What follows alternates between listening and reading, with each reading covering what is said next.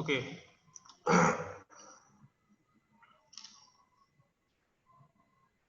Itu siapa Rumondang, Uni, Aulia, Bagas, Dwi Mahrani. Coba tolong hidupkan dulu kameranya.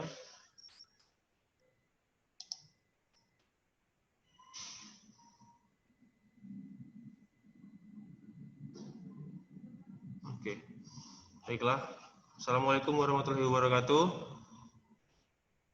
Waalaikumsalam warahmatullahi wabarakatuh. Jadi kita akan mulai pembelajaran kita kali ini. Biologi kelas 11 dengan materi perbedaan antara sel hewan dan sel tumbuhan. Oke.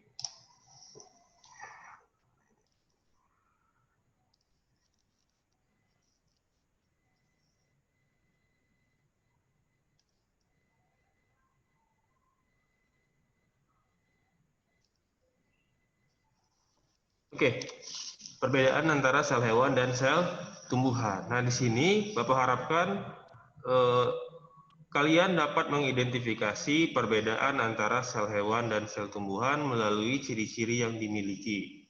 Nah, kemarin, di pembelajaran kemarin, kita sudah belajar tentang organel-organel sel. Mulai dari itu, mitokondria, kloroplas, badan Golgi, semua. Ya, inti sel, membran sel, semuanya sudah kita pelajari. Nah, sekarang kita membedakan mana organel-organel yang ada di sel tumbuhan, mana organel-organel yang ada di sel hewan, dan mana yang ada di keduanya. Ataupun di hewan ada, di tumbuhan nggak ada, atau sebaliknya, di tumbuhan ada, di hewan yang nggak ada. Ya. Jadi Bapak harapkan kalian dapat mengidentifikasi perbedaan sel hewan dan sel tumbuhan melalui ciri-cirinya. Nah, yang pertama kita lihat dulu strukturnya, ya, strukturnya. Di sini ada dua jenis sel hewan dan sel tumbuhan, ya.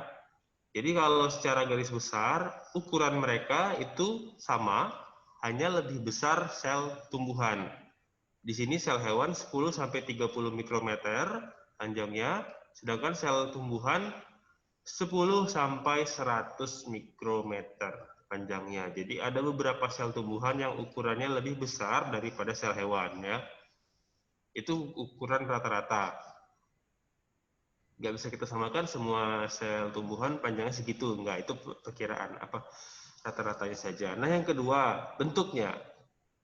Nah, kalau bentuknya biasanya sel tumbuhan itu bentuknya segi empat atau bentuknya itu kubik, kotak, ya.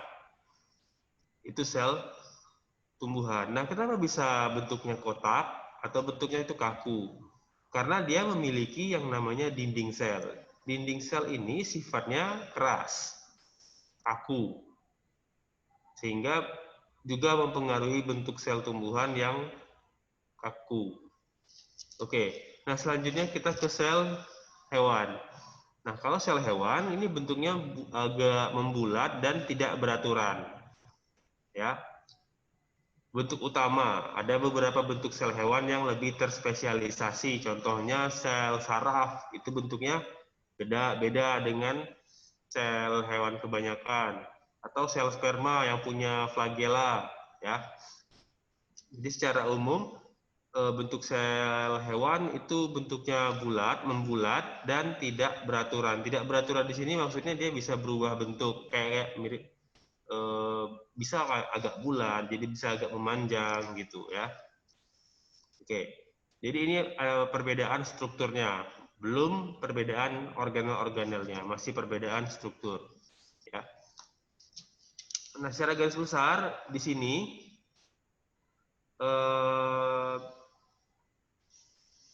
kalau kalian lihat ada organel-organel yang ada di hewan tapi tidak ada di tumbuhan, ada di tumbuhan tapi tidak ada di hewan. Nah, apa saja perbedaannya? Kita akan ke tabel perbedaan antara sel hewan dan sel tumbuhan. Nah, di sini ada beberapa aspek perbedaan antara sel hewan dan sel tumbuhan, ya. Yang pertama, bentuk sel. Bentuk sel. Seperti saya sudah singgung tadi di awal, bentuk sel pada sel hewan itu bermacam-macam dan bisa berubah bentuk. Jadi dia lebih fleksibel bentuknya. Nah, kalau bentuk sel tumbuhan ini kaku dan jarang berubah bentuk. Bisa berubah bentuk, bisa.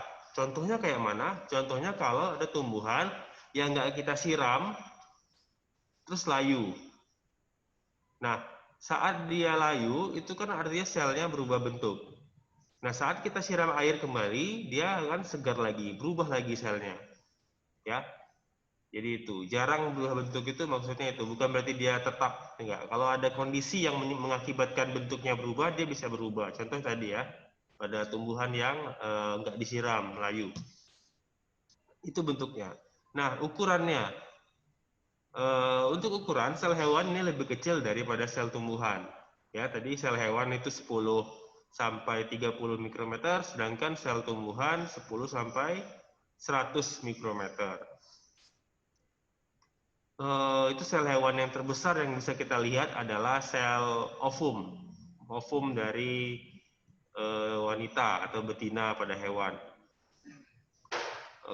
Ovum. Itu ukuran sel terbesar saja itu masih butuh ketelitian untuk melihatnya, masih kecil. Ya walaupun namanya sel terbesar tapi juga masih kecil. Memang bisa dilihat tanpa mikroskop, tanpa alat bantu, tapi itu sangat kecil. Jadi biasanya pakai alat bantu juga, misal entah itu lup ataupun kaca pembesar. Oke, nah aspek ketiga dinding sel. Nah kalau di sel hewan dia nggak punya dinding sel, kalau di sel tumbuhan dia ada dinding sel. Nah dinding sel ini apa? Kalau kita kemarin bahas itu ada yang namanya membran sel, ya. Membran sel ada di sel hewan, ada di sel tumbuhan. Nah, tapi kalau dinding sel ini seperti perlindungan kedua dari suatu sel. Nggak semua sel punya dinding sel ya. Sel hewan dia nggak punya dinding sel. Sel tumbuhan ada dinding selnya. Nah, inilah yang menyebabkan bentuk sel hewan itu berubah-ubah atau bentuknya bermacam-macam, fleksibel, karena dia nggak punya dinding sel. Nah, kalau sel hewan punya dinding sel, nanti jatuhnya kayak sel tumbuhan. Si hewan tersebut tidak bisa berpindah tempat, karena dia kaku, kayak tumbuhan. Tumbuhan kan tidak bisa berpindah tempat. Kalau bergerak, tumbuhan bisa ya. Tumbuhan bisa bergerak, tapi tidak bisa berpindah tempat. Contoh tumbuhan yang bergerak apa? Kayak putri malu, nah itu gerak pada tumbuhan ada. Tapi dia tidak bisa berpindah tempat. Karena apa? Karena si dinding selnya tadi. Sel hewan punya dinding sel, sel tumbuhan, sel hewan nggak punya dinding sel, terbalik ya. Sel hewan nggak punya dinding sel tumbuhan punya dinding sel. Nah, selanjutnya, matriks ekstraseluler. Di sel hewan ada, di tumbuhan ada. Matriks ini maksudnya cairan dari sel ya. Cairan dari sel. Jadi dua-duanya ada cairannya. Ada sel hewan ada, sel tumbuhan juga ada. Kita lanjut ke lisosom. Nah, lisosom itu adalah organel yang fungsinya untuk pencernaan intraseluler. Pencernaan, menghancurkan mungkin menghancurkan organel-organel yang sudah tua, menghancurkan organel-organel yang sudah mati. Itu fungsi dari lisosom, dari kata lisis, badan. Lisosom, lisis dan soma, badan penghancur. Soma itu artinya badan penghancur. Nah, di sel tumbuhan ada, di sel hewan ada, sangat banyak malah sel hewan, tapi di sel tumbuhan jarang ditemukan. Jarang bahkan nggak ada beberapa sel yang nggak ada sama sekali lisosomnya. Ya, kalau di sel hewan banyak, ya, terutama sel-sel yang fungsinya untuk melawan bakteri ataupun virus, kayak sel darah putih. Ya, di sel darah putih itu banyak sekali terdapat lisosom. Ya, lisosom ini dibentuk dari organel yang namanya badan Golgi. Jadi lisosom ini adalah produk dari badan Golgi. Badan Golgi. Seperti yang kita tahu, badan Golgi itu fungsinya untuk modifikasi protein. Nah, berarti isi dari lisosom adalah protein. Protein yang sudah dimodifikasi menjadi enzim. Enzim hidrolitik atau enzim pencernaan. Oke. Kita lanjut ke poin selanjutnya yaitu peroksisom dan glioksisom. Nah, ini dua nih. Satu paket aja saya jelasin. Peroksisom dan glioksisom. Nah, peroksisom dan glioksisom ini bisa juga kita sebut yang kedua ini adalah badan mikro. Badan mikro. Jadi badan mikro itu ada dua, ada peroksisom, ada glioksisom. Nah, bedanya di mana? Kalau peroksisom ini di hewan ada, di tumbuhan ada. Fungsinya untuk apa? Fungsi peroksisom, sesuai namanya peroksi, peroksida. Nah, jadi fungsi peroksisom itu adalah memecah hidrogen peroksida H2O2 menjadi air dan oksigen. Nah, H2O2 kenapa harus dipecah? Karena H2O2 ini sifatnya racun bagi tubuh, sehingga harus dipecah. Nah, biasanya peroksisom ini banyak terdapat pada hati, ya, hati. Kenapa hati? Karena salah satu fungsi hati yaitu menetralkan racun, ya. Karena H2O2 itu racun, berarti itu tugas hati untuk menetralisirnya. Dan di situ banyak terdapat peroksisom. Ya, ingat aja namanya peroksidosom, peroksida, hidrogen peroksida, lisosom, lisis, ya. Jadi jangan dihafal, dipahami. Oke. Yang selanjutnya masih badan mikro yaitu glioksisom, ya, glioksisom. Glioksisom kalau di sel hewan dia nggak ada atau jarang. Sedangkan di sel tumbuhan ada. Nah, apa fungsinya? Biasanya glioksisom ini terdapat pada sel-sel yang masih berkecambah atau yang lagi berkecambah, ya, sudah berkecambah, itu berkecambah, ya, kayak toge. Nah, itu dia. Jadi glioksisom itu banyak pada sel-sel tumbuhan yang sedang berkecambah. Jadi pada sel tumbuhan ada, pada sel hewan itu jarang atau bisa kita bilang nggak ada, ya, pada sel hewan. Nah, selanjutnya itu badan mikro sudah. Elastisitas jaringan. Elastisitas jaringan kalau pada sel hewan kita balik lagi ke bentuk tadi. Jadi bentuk dan elastisitas satu paket. Sel hewan itu elastisitasnya tinggi, artinya dia fleksibel karena dia tidak mempunyai dinding sel. Jadi dinding sel ini berperan sekali kepada elastisitas dan bentuk selnya. Sedangkan pada sel tumbuhan, karena ada dinding sel, maka elastisitasnya rendah. Ya, elastisitas itu kemampuan sel untuk berubah bentuk, gitulah elastisitas. Oke, lanjut letak inti sel. Di mana perbedaan inti sel dari sel hewan dan sel tumbuhan? Dari letaknya. Kalau pada sel hewan, letaknya itu ada di tengah-tengah sel, di pusatnya, inti. Nah, tapi kalau pada sel tumbuhan, itu berada di periferal. Periferal itu artinya bagian samping dari dekat-dekat ujung lah. Nah, ya, dekat ujung, nggak di tengah-tengah kali. Periferal. Perifer itu artinya tepi atau samping, ya. Nah, kalau dia di tepi, berarti siapa yang di tengahnya? Nah, kalau pada sel tumbuhan, bagian tengahnya itu diisi oleh vakuola. Vakuola, ya, vakuola sel. Karena vakuola itu bagian terbesar dari organel sel yang ada di tumbuhan. Jadi dia ada di tengah. Jadi karena dia besar di tengah, inti selnya berada di pinggir. Oke, ya selanjutnya ada sentrosom atau sentriol. Nah, fungsi dari sentrosom atau sentriol ini fungsinya untuk pembelahan sel. Ya, pembelahan sel. Beda sentrosom dengan sentriol, ya. Kalau sentriol itu dua, kalau sentrosom satu. Jadi sentrosom ya sama aja sih. Dia dua unit. Kalau satu unit dibilang sentriol, tapi kalau satu unit dibilang sentrosom, tapi saat dia menjadi dua itu namanya sentriol, sama. Beda unitnya aja. Kalau pada sel hewan dia ada, kalau pada sel tumbuhan dia nggak ada atau jarang ditemukan. Kenapa? Karena pembelahan sel pada sel tumbuhan itu tidak memerlukan sentriol. Ya.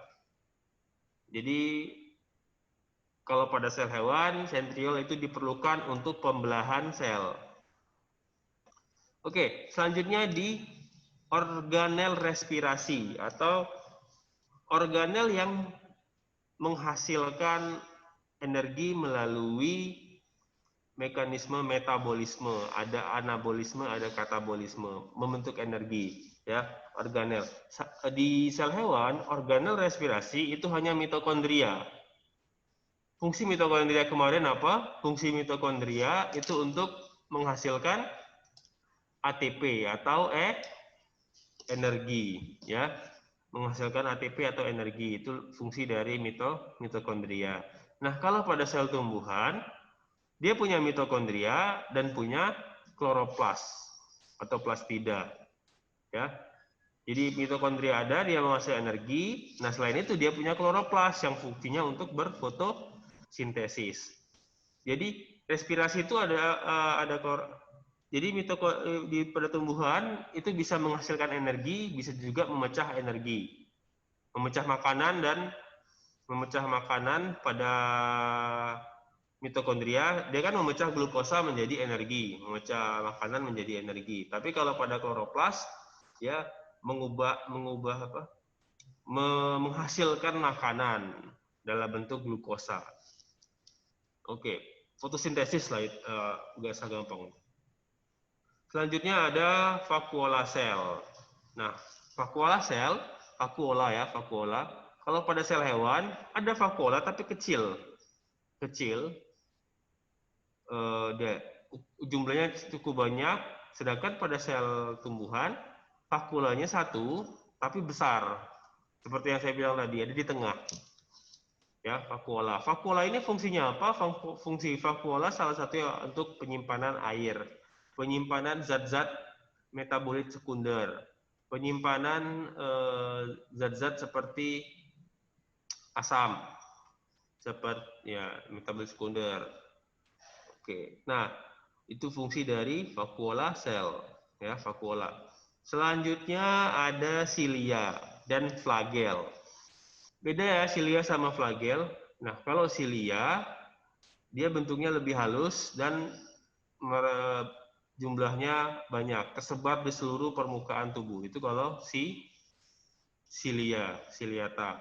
Nah, kalau ciliata nama apa ya? Cilia aja nggak pakai ta. Flagella dia jumlahnya lebih sedikit, tapi ukurannya lebih panjang, ya. Beda flagella sama cilia. Nah, kalau pada sel hewan, silia dan flagel itu sering ditemukan. Contoh sel-sel yang punya flagel, itu ada sel sperma tadi ya, dia punya flagel. Fungsinya untuk apa? Untuk berenang. Jadi seperti pendayung fungsinya. Nah, tapi kalau pada sel tumbuhan, silia dan flagel itu sangat jarang ditemukan. Ya, jadi silia dan flagel itu hanya ditemukan pada sel hewan ya, sel hewan. Nah, untuk pembentukan spindle. Nah, ini sebenarnya nanti akan kita bahas di bab selanjutnya, bukan di bab selanjutnya, di materi selanjutnya tentang pembelahan sel ya. Jadi setelah ini kita akan bahas tentang pembelahan sel, kita bahas tentang sentriol tadi, dan satu lagi tentang pembentukan spindle. Nah, pembentukan spindle ini pembentukan gelendong pembelahan. Gelendong pembelahan itu benang-benang spindle. Nah, fungsi benang-benang spindle tadi dia untuk menarik sel agar dia terpisah menjadi dua. Itu ya. Nah, kalau pada sel hewan, dia pembentukan spindle secara amfiastral, sedangkan sel tumbuhan secara anastral. Ini akan kita bahas lebih dalam lagi saat di bab sel ya. Pembelahan sel. Jadi itu. Jadi beda, pembelahan sel pada sel hewan dengan sel tumbuhan itu beda. Nah, yang kedua, yang terakhir ada sitokinesis sel. Sitokinesis, sito artinya sel, kinesis sel. Sitokinesis itu pembelahan sitoplasma. Jadi pembelahan sitoplasma, saat pembelahan sel, dia kan mau membelah menjadi dua sel. Nah, kalau pada sel hewan dia membentuk furrowing atau dia kayak cleavage, kayak celah gitu. Nah, jadi kayak bulat-bulat dua. Itu kalau pada sel hewan. Nah, kalau pada sel tumbuhan, dia membentuk lempeng atau plate. Jadi dia kayak lebih kotak, terus dia dibagi menjadi dua bidang. Itu membentuk lempeng, sitokinesis sel. Jadi pembelahan sel pada sel hewan dan sel tumbuhan berbeda. Oke.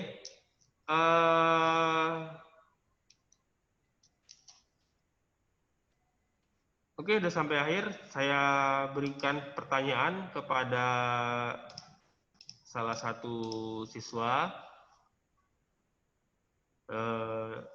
Yang saya sebutkan namanya, tolong hidupkan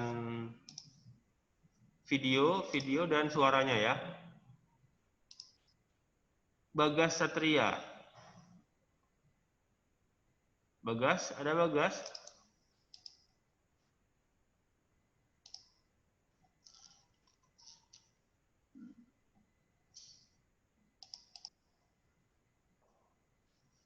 Bagasnya nggak ada. Cindy Arneta Kurnia.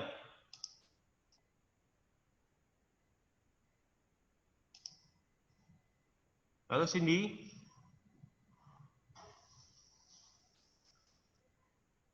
Orang ini nggak ada.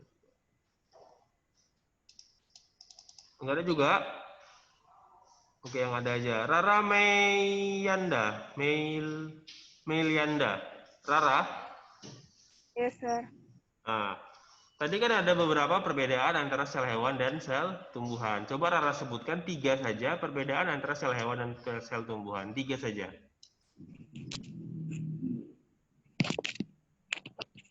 Strukturnya, sir. Ya, strukturnya gimana? Kalau sel hewan gimana?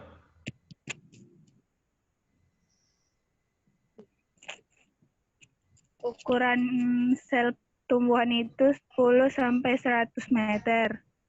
Hah, meter? 100 mikrometer, sir. Iya. Kalau sel hewan itu 10 sampai 30 mikrometer. Oke. Yang kedua, perbedaannya apa? Bentuknya, sir. Kalau sel hewan itu bentuk kubus atau kubik. Ya. Nggak kebalik. Sel tumbuhan itu bentuknya kubus atau kubik. Ya. Sel hewan? Sel hewan itu bentuknya bulat,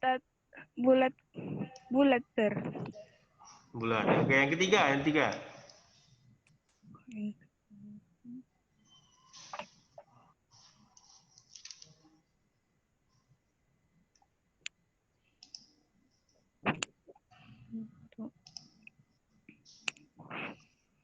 Dari bentuk Yuk. selnya, sir. Tadi udah bentuk sel. Ayo, satu lagi. Dinding sel, sir. Gimana?